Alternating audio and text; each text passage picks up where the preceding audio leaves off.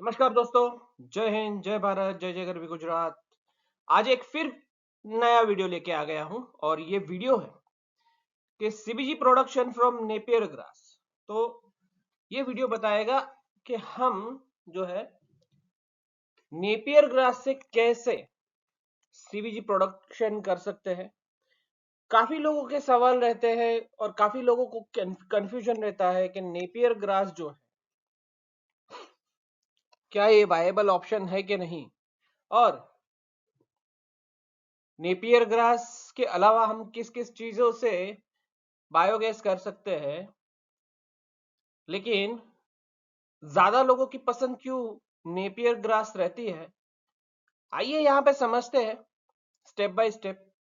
अगर ये वीडियो आपको अच्छा लगे तो इस वीडियो को जरूर से लाइक करिएगा, सब्सक्राइब करिएगा, और आपके जैसे जो भी ऐसे बिजनेस के अंदर इंटरेस्टेड रहते हैं वो इस वीडियो को शेयर जरूर करिए। और किन्हीं को हमारा मेंबरशिप लेने की जरूरत है, अगर कोई मेंबरशिप लेना चाहता है तो हमारे वीडियो का, हमारे चैनल का मेंबरशिप भी ले सकते हैं। इसके अंदर मैं आपको पर्सनली सीबीजी प्लांट कैसे लगाया जाए, उसमें कौन से इक्विपमेंट लगाने चाहिए, कौन से इक्विपमेंट के उसके रेटिंग के साथ, स्पेसिफिकेशन के साथ टोटल जानकारी मैं उसके अंदर दूंगा। अगर कोई व्यक्ति मेरी मेंबरशिप लेता है तो उसे कोई भी डीपीआर बनाने की जरूरत हो, डिटेल प्रोजेक्ट रिपोर्ट, उन्हें मैं वो रिपोर्ट फ्री में दूंगा। तो कृपया करके और रिक्वेस्ट से आप मेंबरशिप लीजिए और उस मेंबरशिप का आनंद लीजिए। आइए शुरू करते हैं। तो introduction of compressed biogas, CBG. इसका सीबीजी का फुल फॉर्म सिर्फ कंप्रेस्ड बायोगैस नहीं है, it is a compressed biomethane gas. जो बायोगैस सबसे पहले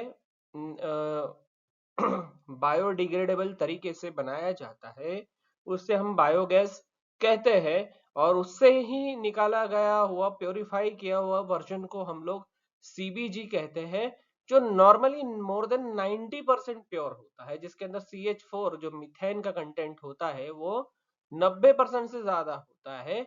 और ये नॉर्मली ग्रीन फ्यूल है, ये व्हीकल और इंडस्ट्रीज में यूज किया जाता है, ये सभी जान चुके हैं। अगर मेरे पिछले वीडियोस आपने देखे हो तो आप जान चुके होंगे। तो नेपियर ग्रास क्यों यूज किया जाता है और क्यों लोगों की पसंद बन चुका है, तो उसका कारण है ये बहुत ही हाई यील्ड बायोमास क्रॉप है, जो सुटेबल है बायोगैस प्रोडक्शन के अंदर। और इवन दो भारत की बड़ी बड़ी कॉरपोरेट जगह जैसे रिलायंस, अडानी और वैसे और भी कॉरपोरेट्स, वो Napier based biogas, bio CBG plant जो है लगाना शुरू कर चुके हैं। और कई जगह पे दोस्तों ये कंप्लीट भी कर चुके हैं और प्रोडक्शन निकालना शुरू कर चुके हैं। और दोस्तों उनकी जो सफलता है, जो उन्होंने जो सोचा था उससे कई गुना ज्यादा उन्हें प्रोडक्शन मिल रहा है। तो आइए आगे बढ़ते हैं। जैसे मैंने कहा नेपियर ही क्यों, तो नेपियर जिस तरीके से फास्टेस्ट ग्रोइंग फॉडर क्रॉप है, ये सबसे ज्यादा बढ़ने वाला ग्रीन, जो ग्रीन एक एग्रीकल्चर वेस्ट की तरह ये एक फॉडर है, ये बहुत ही जल्दी से बढ़ता है। इसके अंदर वाटर कंटेंट 70% और उसके अंदर जो वॉलेटाइल सॉलिड होता है वो 25 से लेके 30% तक रहता है दोस्तों। और वॉलेटाइल सॉलिड ही डिसाइड करता है कि आपको बायोगैस जो है किस में से मिलेगा। तो सबसे ज्यादा वॉलेटाइल सॉलिड में से ही जो डाइजेस्ट करता है मीथेन बैक्टीरिया, वो ही बायोगैस बनाता है। और दोस्तों इसका प्रोडक्शन जो है वो ही बहुत बड़ा चमत्कार है। अभी तक एवरेज जो है एक एकड़ के अंदर जो है 200 से 250 टन जो है प्रोड्यूस करता है, सॉरी, जो प्रोडक्शन जो है वो 200 से 250 मीटर क्यूब पर टन। एक नेपियर ग्रास जो है, एक टन नेपियर ग्रास जो है 200 से 250 मीटर क्यूब बायोगैस बनाता है दोस्तों। आप समझ सकते हो, अब तक के जितने भी ग्रीन अब तक के जितने भी फीड है उसका मैक्सिमम 150 क्यूबिक मीटर गैस का प्रोडक्शन है। यहाँ पे दोस्तों देखा गया है कि 200 से 250 मीटर क्यूब ये पर टन प्रोडक्शन निकालता है। दूसरा, इसमें से निकलने वाला गैस नॉर्मली, इसमें से जो बायोगैस प्योरीफाइड निकलता है वो नॉर्मली दूसरे फीड के अंदर 50 से 55%, सॉरी 55 से 60% तक रहता है, जिसमें मीथेन का कंटेंट 55 से 60%, कई जगह पे 50 से 55% रहता है। पर ये नेपियर ग्रास से जब अलग से निकलता है गैस दोस्तों, उसके अंदर मीथेन का कंटेंट 7 से 65% होता है। उसके अलावा एक फायदा जो यहाँ पे लिखा नहीं गया है, उसके अंदर H2S जो होता है, जो कोरोजन के लिए जिम्मेदार एक गैस होती है, जिसको H2 हाइड्रोजन सल्फाइड जिसे कहते हैं, वो गैसेस सबसे कम पाई जाती है जब नेपियर को हम लोग बायोडाइजेस्ट करते हैं। नेपियर को बायोडाइजेस्ट करने से 500 ppm से कम H2S मिलता है दोस्तों, जो बहुत ही इजी होता है उसे रिमूव करने। अगर हम दूसरे फीड पे जाते हैं, MSW पे जाते हैं, अगर हम कोई और फीड पे जाते हैं, तो वहां पे हमें जो H2S का कंटेंट मिलता है दोस्तों 5000 से ज्यादा।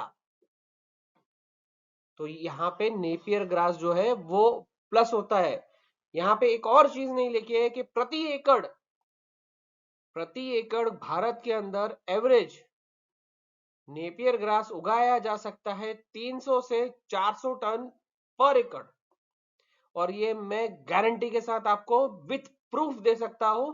कई लोग इसको कहेंगे कि भाई 200 250 टन 150 से 200 टन निकल रहा है, इतना निकल रहा है, लेकिन वो सब सुनी सुनाई बात है। मैं आपको प्रूफ के साथ, अगर आप चाहते हो, आपको फार्म देखना है, आपको उनका रिकॉर्ड्स देखना है, तो मैं आपको दिखा सकता हूँ।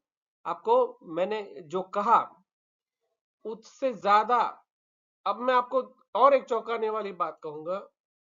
गुजरात के अंदर, उत्तर गुजरात में एक फार्म में एक फार्मर ने जो नेपियर ग्रास है वो प्रति टन 600 निकाला है प्रति एकड़। और ये मैं प्रूफ के साथ बता सकता हूं। तो नेपियर ग्रास इतना वायबल फीड है हमारे बायोगैस प्लांट के लिए, जो हम इजीली कल्टीवेट करके आराम से उसके अंदर से जो 200 से 250 मीटर क्यूब पर टन निकाल सकते हैं दोस्तों। ये प्रूवन आज के फैक्ट्स है। सीबीजी प्रोडक्शन जो है प्रोसेस किस तरीके से हो सकता है नेपियर का, अगर हम लोग लेते हैं तो यहाँ पे मैंने दिखाया है दोस्तों। सबसे पहले कल्टीवेशन, जो नेपियर को लगाया कैसे जाए। तो नेपियर को लगाने का तरीका मैं बताऊंगा। चॉपिंग और प्री ट्रीटमेंट है, एनॉर्बिक डाइजेशन है, बायोगैस प्योरिफिकेशन है, कंप्रेशन स्टोरेज है, और डिस्ट्रीब्यूशन और यूसेज है। तो मैं आपको एक एक चीज बताऊंगा।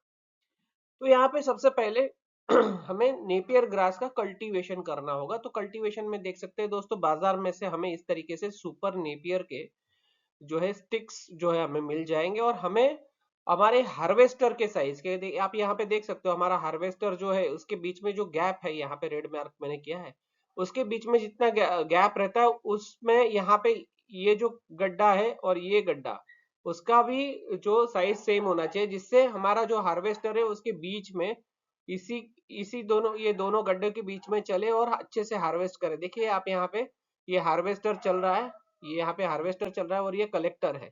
यहाँ पे भी आप देख सकते हो ये हार्वेस्टर चल रहा है और ये कलेक्टर चल रहा है। हार्वेस्टर आराम से उसमें से घूम सकता है क्योंकि उसमें जगह दिया हुआ है।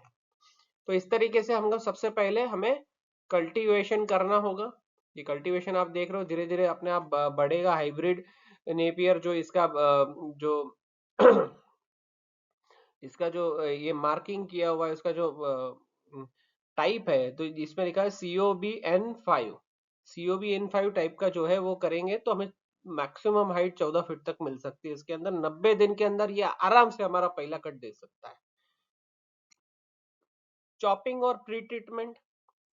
चॉपिंग करना मैं आपको इस वीडियो के साथ में एक वीडियो दिखाऊंगा। अभी इसके बाद एक वीडियो प्ले करूंगा।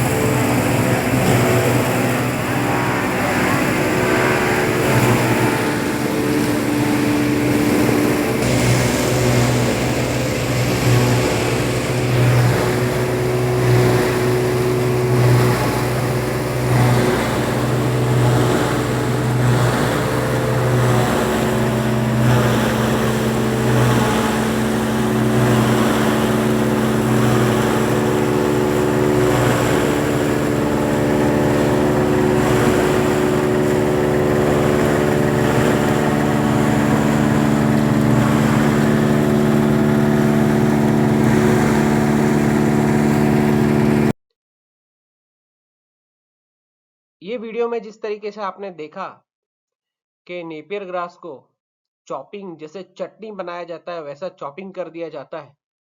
और चॉपिंग करने के बाद आप देख सकते हो यहाँ पे एक्सट्रूजन होता है जिसमें से लिग्निन को रिमूव किया जाता है दोस्तों। एक्सट्रूजन में स्क्रू पंप से इसको एक्सट्रूजन किया जाता है और डाइल्यूट किया जाता है। एसिड एसिटोजेनेसिस कर किया जाता है उसको। एसिटोजेनेसिस हम लोग नॉर्मली प्री ट्रीटमेंट चेम्बर के अंदर कर देते हैं। उसको 2 या 3 दिन अगर प्री ट्रीटमेंट चेम्बर के अंदर छोड़ दिया जाता है। और प्री ट्रीटमेंट चेम्बर के अंदर तीसरी चीज होनी चाहिए हीट। हमको 50 से 65 डिग्री तक टेम्परेचर जो है हमें प्री ट्रीटमेंट चेम्बर जो अगर हम लोग 3 टन का प्रोजेक्ट लगाते हैं तो 3 टन के प्रोजेक्ट के अंदर हमें प्री ट्रीटमेंट का चेम्बर जो है 10 मीटर बाय 4 मीटर डेप्थ और 10 मीटर का हाइट का डाया का एक चेम्बर बनाना है जिसके ऊपर सेमी एनॉर्बिक सिचुएशन बनानी है। सेमी एनॉर्बिक सिचुएशन बना के उसमें टॉप एंट्री एक एजिटेटर लगा देना है। टॉप एंट्री एजिटेटर और साइड में हमें हीटर्स लगा देने हैं जिसके अंदर हम लोग टेम्परेचर जो है 65 डिग्री से ज्यादा हम लोग मेंटेन कर पाए। और वो जो हीटर है जिसके अंदर से पानी जो घूमना है वो बॉयलर से होना चाहिए। और वो बॉयलर का जो गैस है वो हमारा ही बायोगैस होना चाहिए जिससे हम लोग एक्सटर्नल कोई पावर और एक्सटर्नल कोई हीट यूज ना करें। ये होने के बाद में जो 32% जो होता है लिग्निन जो है हमारा रिमूव हो जाता है। आप जब कोई भी पत्ता होता है या कोई भी एग्रीकल्चर वेस्ट देखते हो तो उसके ऊपर कभी कभी आपको देखने से चिकना पड़ लगा होता है। कोई ऐसे एक बैरियर होता है जो बायोडिग्रेडेबल बैरियर होता है जिसको डायरेक्ट बैक्टीरिया अटैक नहीं कर सकते। प्लास्टिक की पतली सी प्लास्टिक जैसी एक पतली सी झिल्ली होती है उसको तोड़ना उसी को बोलते हैं लिग्निन रिमूवल। तो लिग्निन जैसे रिमूवल हो जाता है उसके अंदर से फिर हम जो है एंजाइम का रिडक्शन कर एक्सटर्नल एंजाइम है उसको डाल के फर्मेंटेशन करते हैं सेल्यूलोज को और उसको अलग करते हैं जिसके अंदर तीन चीजों का चार चार प्रोसेस होते हैं जिसमें एसिडोजेनेसिस मिथेनोजेनेसिस और हाइड्रोलिसिस। हाइड्रोलिसिस सबसे पहले हो जाता है, बाकी की तीन कार्यवाही जो है बाद में होती है। और फाइनल कार्यवाही को हम लोग मिथेनोजेनेसिस कहते हैं। जैसे ही मिथेनोजेनेसिस हो जाता है, मिथेनोजेनेसिस होता है मतलब वहां से गैस रिलीज होते हैं सेल्यूलोज और हाइड्रोजिन और एक्साइलोजिन। ये तीनों जो है वो अलग हो जाते हैं और उससे हमारा यहाँ पर आप देख सकते हो कि बायो में से जो एक्सटर्नल जो है एंजाइम से वो बायोगैस हमारा रिलीज होता है। एनोर्बिक डाइजेशन जिस तरीके से बोला कि जो एसिटोजेनेसिस हमें करना, एसिटोजेनेसिस और मिथेनोजेनेसिस जो प्रोसेस है वो हमारे एनोर्बिक डाइजेस्टर में होता है। एनोर्बिक सिचुएशन मतलब क्या? तो एनोर्बिक सिचुएशन मतलब ये होता है कि अगर कोई ऐसा चेम्बर के अंदर बायोडिग्रेडेबल चीजों को डाल दिया जाए। बायोडिग्रेडेबल चीजों क्या हो सकती है? तो एग्रीकल्चर वेस्ट हो सकता है, किसी प्राणी का मल हो सकता है, फल फलादि, फ्रूट वेस्ट, कुछ भी, मतलब जो चीज बैक्टीरिया के द्वारा खाई जाती है वो चीज को हम लोग बायोडिग्रेडेबल बोलते हैं।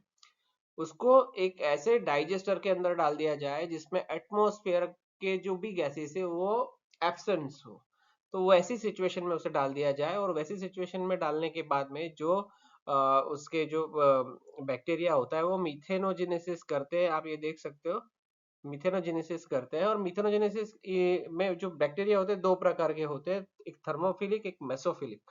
थर्मोफिलिक जो होते हैं वो मोर देन 80 डिग्री टेम्परेचर होता है उसमें बनते हैं, उसमें पनपते हैं। और मेसोफिलिक जो होता है वो जो है 40 डिग्री से लेके 55 से 60 डिग्री तक के टेम्परेचर के अंदर बनते हैं। तो हम लोग मेसोफिलिक जो है नॉर्मली यूज करते हैं, तो वो जो भी प्रोसेस होता है उसके बाद मीथेन रिलीज मतलब मीथेन नहीं, बायोगैस रिलीज होता है जिसके अंदर मीथेन रिच और कार्बन डाइऑक्साइड रिच गैसेस होती है, अदर गैसेस भी होती है उसमें लेकिन बहुत कम मात्रा में होती है। और उसके बाद में जैसे ही बायोगैस जो है रिलीज होता है, तो नॉर्मली इसको प्योरीफाई करने के लिए जो भारत देश के अंदर टेक्नोलॉजी है वो लगभग 4 टेक्नोलॉजी है जिसको हम लोग नॉर्मली अपग्रेडेशन सिस्टम बोलते हैं। जो बायोगैस को प्योरीफाई करना और अपग्रेडेशन करना वो एक ही चीज है। तो सबसे पहले हमारे पास में जो अवेलेबल चीज है वो है पीएसए, प्रेशर स्विंग एब्जॉर्प्शन करके एक यूनिट आता है। वो क्या करता है कि बारी बारी से अलग अलग टावर के अंदर चार्ज होता है और कार्बन डाइऑक्साइड को फ्लश किया जाता है। तो यहाँ पे आप देख सकते हैं जैसे बायोगैस यहाँ पे आ रहा है, उसको कंप्रेस्ड करके कूलिंग कंडेंसर में भेजा जाता है, यहाँ से कंडेंस करके उसमें से जो है उसको ड्राई किया जाता है। उसके बाद में उसमें से H2S रिमूवल में ले जाया जाता है, जिसमें एक्टिवेटेड कार्बन भी होता है और एक वाटर स्क्रबर भी होता है, वाटर स्क्रबर से निकाला जाता है। चूंकि ये नेपियर ग्रास से बना हुआ गैस है, इसलिए इसमें सबसे कम H2S होता है। तो वाटर स्क्रबर से भी रिमूव हो जाता है अगर आप डायरेक्ट एक्टिवेटेड कार्बन के 2 टावर लगाते हैं। 2 टावर उसके जो रेशियोज होते हैं वो रेशियोज के हिसाब से लगाते हैं, तो आपको अलग से H2S रिमूवल भी लगाने की जरूरत नहीं है। और उसके बाद इसको एक ड्रायर में डाल के इसमें से मॉइस्चर रिमूव करके इसको पीएसए में भेजा जाता है। पीएसए में से यहाँ पे 2 गैसेस रिलीज होती है, एक होता है बायोमीथेन और दूसरा होता है CO2। CO2 नॉर्मली वाटर के साथ में डिस्चार्ज करके इसको कार्बन चार्ज करके इसको अगर मिट्टी में डाला जाता है तो ये कार्बन क्रेडिट मिलता है इसका हमें। कार्बन इसको हम लोग जमीन में अगर वापस उतारते हैं तो कार्बन प्लस होता है, तो इससे हम लोग कार्बन क्रेडिट ले सकते हैं। और अनदर थिंग जो उसके ऊपर जो बायोमीथेन निकलता है, तो बायोमीथेन की यूटिलाइजेशन आप देख सकते हो डायरेक्टली लोकल गैस स्टेशन में दे सकते हैं, बूस्टर सेक्शन में दे सकते हैं जहाँ से सीएनजी बिका जाता है, और लिक्विफायर में दे सकते हैं तो यहाँ से एलएनजी में कन्वर्ट करके उसको बेचा जाता है, या तो हम लोग गैस ग्रिड में भी उसको डाल सकते हैं। ये निर्भर करता है कि हम किस स्कीम के अंदर जा रहे हैं, सतत के अंदर जा रहे हैं, डीपीआई स्कीम के अंदर जा रहे हैं। सतत और डीपीआई स्कीम के लिए एक अलग से वीडियो बनाऊंगा, आप मेरा मेंबरशिप आप जरूर से लीजिए, मेरे चैनल को सब्सक्राइब जरूर करिएगा। ये चैनल सब्सक्राइब होगा तो ही मैं आप लोगों के लिए और अच्छे अच्छे वीडियो ला पाऊंगा।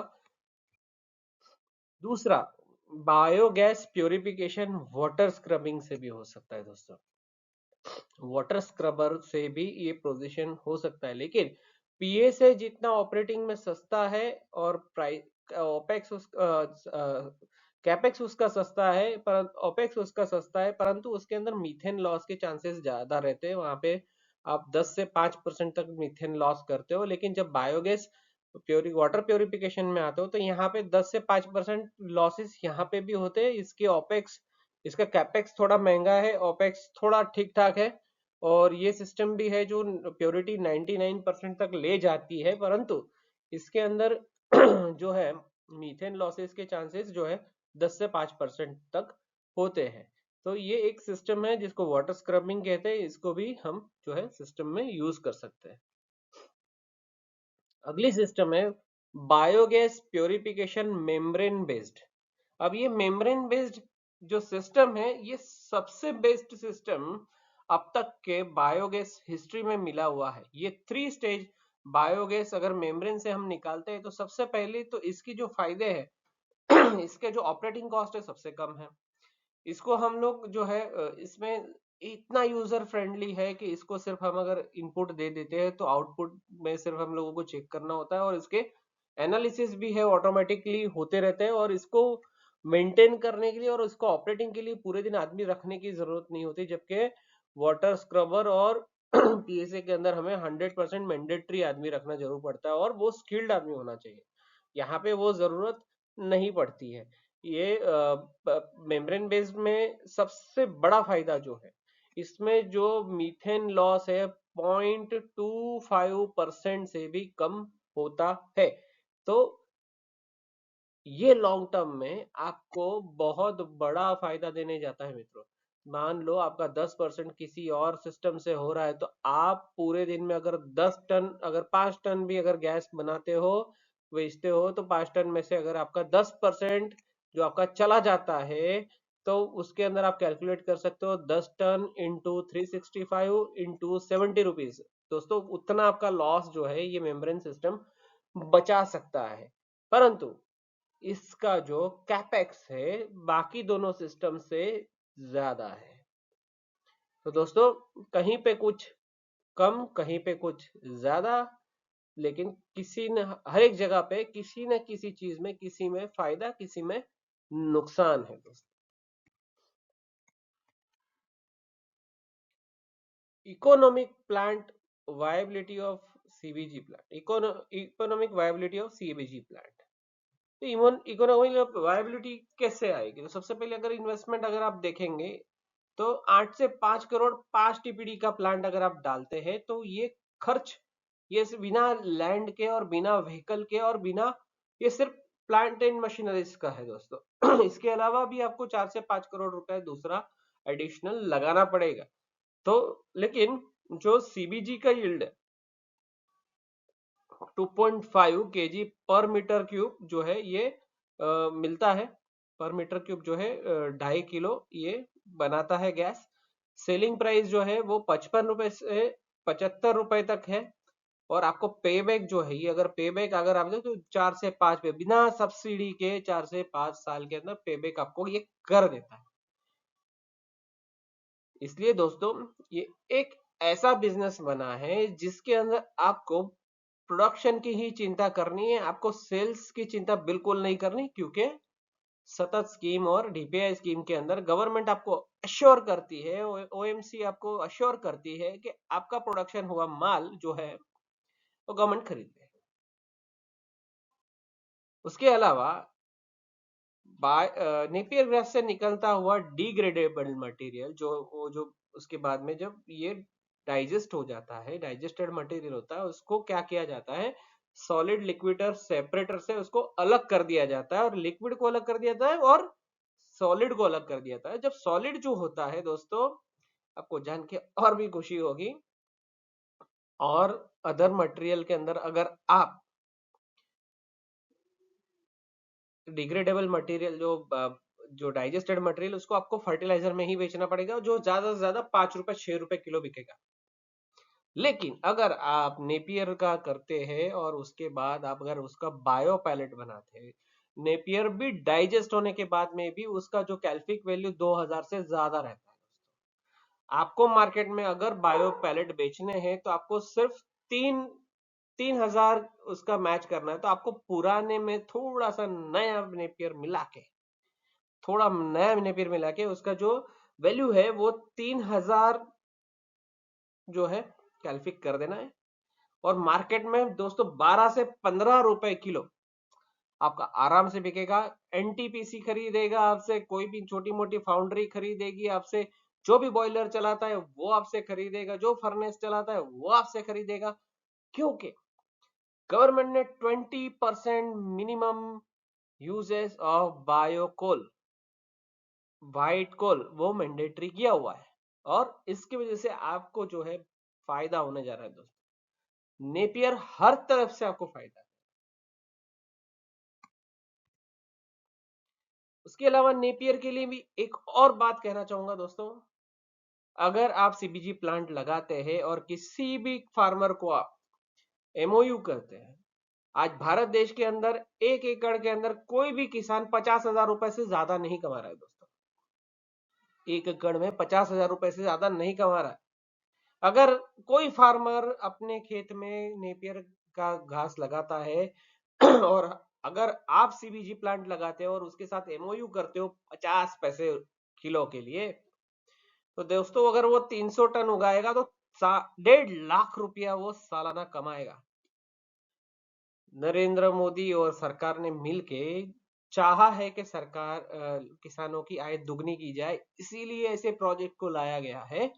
और वो किसान आराम से नेपियर उगा के अपना 1.5 लाख रुपए प्रति एकड़, अगर उसके पास 5 एकड़ भी रहा तो वो आराम से, आप समझ सकते हो कितना पैसा कमाएगा। दूसरी बात, ना नेपियर में आपको खाद डालने की जरूरत है, ना आपको पेस्टिसाइड डालने की जरूरत है, ना ही आपको कोई ऐसी टेक्नोलॉजी जैसे नॉर्मली खेतों के अंदर ड्रिप इरिगेशन यूज किया जाता है, स्प्रिंकलर सिस्टम यूज किया जाता है, यहाँ पे आपको कुछ भी नहीं करना है।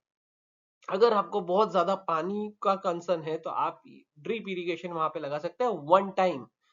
एक बार अगर आप नेपियर का सीडिंग करते हो तो 10 साल तक आपको वो घास देगा। और वो जरूरी नहीं है 10 साल तक देगा, वो 12 भी हो सकता है, 15 भी हो सकता है, इट इज ऑन यू, आप उसको किस तरीके से मेंटेन करते हो। तो दोस्तों ये मेरा वीडियो था, नेपियर ग्रास से कैसे हम सीबीजी बना सकते हैं, नेपियर ग्रास कितना फायदे कारक है। अगर आपको कोई भी क्वेश्चन है आप मेरे को फोन कर सकते हैं। और मेरे चैनल को नया नया मोनेटाइजेशन हुआ है तो दोस्तों कुछ मेंबरशिप भी ले लीजिए। अगर आप ऐसा करते हैं तो मेरा मोटिवेशन बढ़ेगा, मैं आपको इन्फॉर्मेशन भी बढ़िया बढ़िया देता रहूंगा। बाकी यहाँ पे मेरा एड्रेस और फोन नंबर लिखा हुआ है, आप मुझे कभी भी कांटेक्ट कर सकते हैं, व्हाट्सएप पे भी कर सकते हैं। जय हिंद, जय भारत, जय जय गरवी गुजरात, भारत माता की जय।